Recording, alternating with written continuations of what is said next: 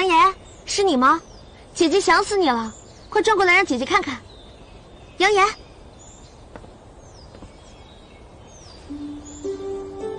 是我。是你？你先解释一下，为什么会猜杨言？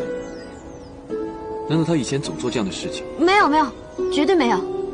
因为我觉得只有杨言才会做出这种幼稚、荒唐的事情。幼稚，荒唐。当然，他做这样的事叫幼稚、荒唐，而你做这样的事情就是浪漫、惊喜。张鹏鹏，你过来。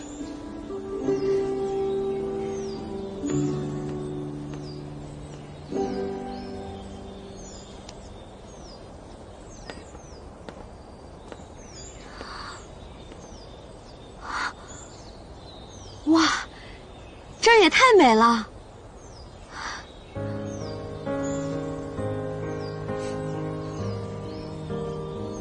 我花了1年的时间找人修建了这座小屋，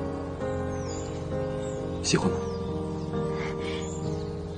喜欢，这真不错。咱们要在这儿度假多久啊？咱不回去了。不回去了？你说的话都对，你我2人的确不平等，所以你只会成为一个好的皇后，不可能成为我的妻子。只要你一天是皇帝，你就是我的主宰，而爱的基础是平等。你是皇帝，我是皇后，我们永远都不可能平等，除非你从现在开始不当这个皇帝了，你能吗？那些话不过是我几年前无心说的话，皇上你不用放在心上。5年前我也是真的无法做到你所说的。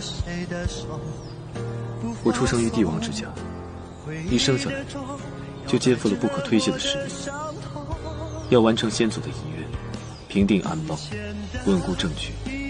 我一直以为我这辈子会成为一个名垂青史的好皇帝，可是当我遇见了